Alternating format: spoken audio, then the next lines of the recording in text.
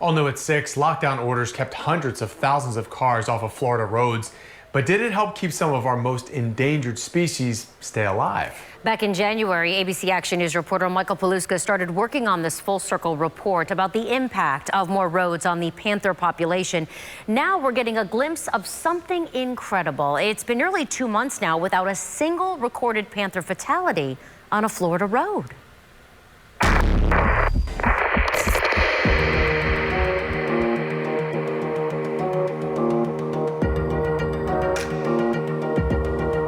The Florida panther, an elusive predator, is shy, keeping its distance from humans.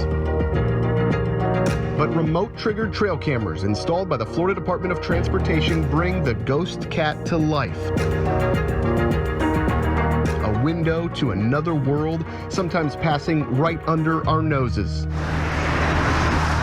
A panther mom and her kittens, or a mama bear with her cubs.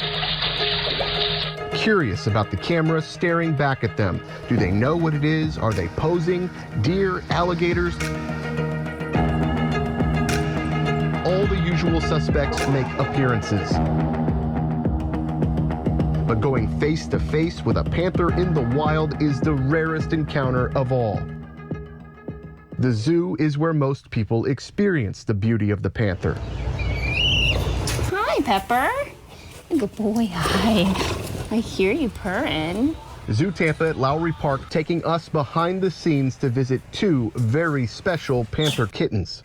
Kennel. Good boy. Brothers Pepper and Cypress, smart and inquisitive, kennel-trained panthers, now orphans. Their lives in nature over before they could even begin. Their mom put down after she contracted a new and mysterious neurological condition that causes the animal to lose control of its hind legs. Without her, they wouldn't have survived. So it's unfortunate that they lost their mom and that, they needed help. Come. Tiffany Burns is the associate curator at Zoo Tampa Lowry Park. She says the brothers show no signs of the disease and are healthy. I think the biggest part of it is we see these animals, we appreciate them, but getting others to do the same. I don't think that everybody is aware of all the needs of the Florida panther or other species here in Florida for that matter.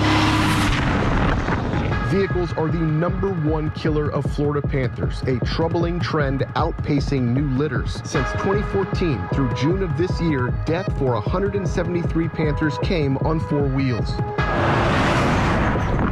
Compare that to 109 new kittens in the same time frame.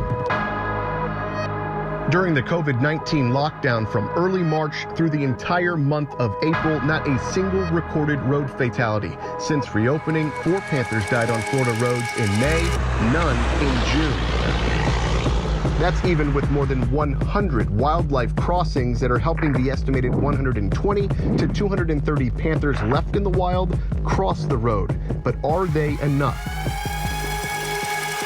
I'm standing in the middle between 2 worlds, the one in front of me and this one behind me that is wilderness and the beauty of Florida at its best.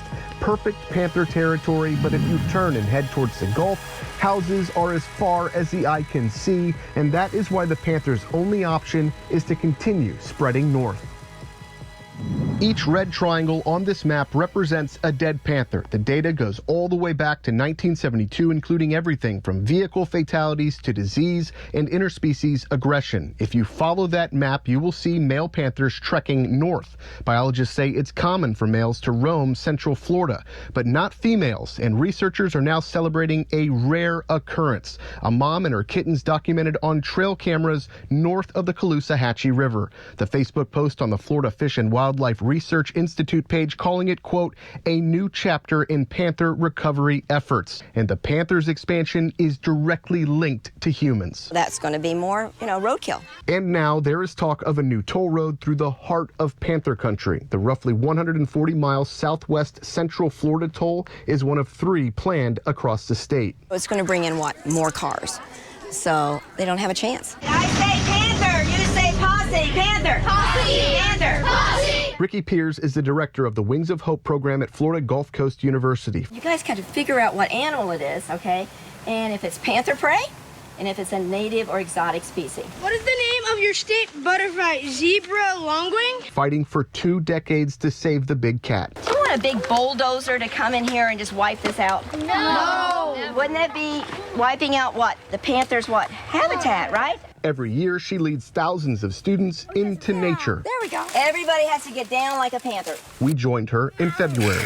The cool thing about the Panther Posse is that they're not just walking these trails without any direction. They have books that they're going through, they're getting information, and they're really learning about the animals and the ecosystem. Ooh, I'm so close. Wait, where's 1, 2. I only need 2. I need to find a native species. Save wildlife. Let's go. Woo. One day in the woods, and these 4th and 5th graders have a newfound respect for the wild. I knew that they were endangered and that they were in Florida, but I didn't know that much. I learned that it's important to keep your habitats secured and not always ruin them, because when you ruin them, then they don't have habitats and then they get extinct. You see, you students, that's so important. They're going to be our voters, what, 6 years? Yeah. You know, they may be a governor right over there. Bye, everybody! The environmentalists are worried that I've talked to. They've said that they think that that toll road is more important than the life of a panther, that 140-mile stretch might wipe out the Florida panther population, our state animal. I think that's overstated rhetoric.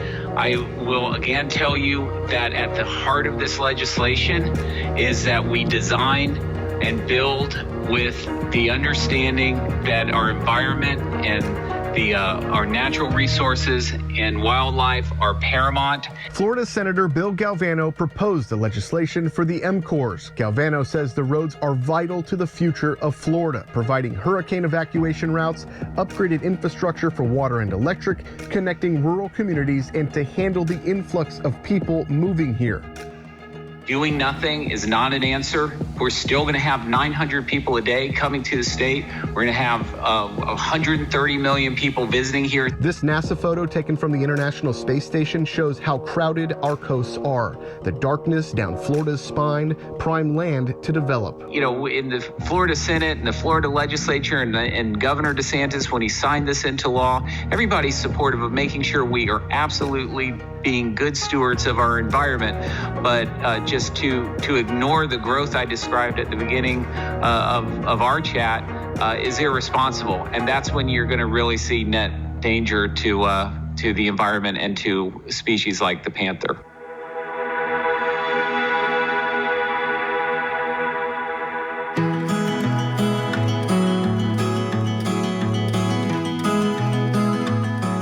If that road gets built, It's going to be a disaster for the panther. That's just my personal opinion. You know, when I see what's going on now, my gosh, you know, and for the black bear and for all of our wildlife, because that's panther prey when a raccoon goes across. Cypress and Pepper's time in the wild is over. They're now ambassadors for the ones still out there fighting to survive. What does a world in Florida look like without a Florida panther? I can't imagine. You know, I just really can't imagine. Of course, they're just very special to us, and it's their home, you know, and their home should be our home, and we could coexist. We need not to build that road, you know, and we would be fine without it, you know, we really would. In Southwest Florida, Michael Paluska, ABC Action News.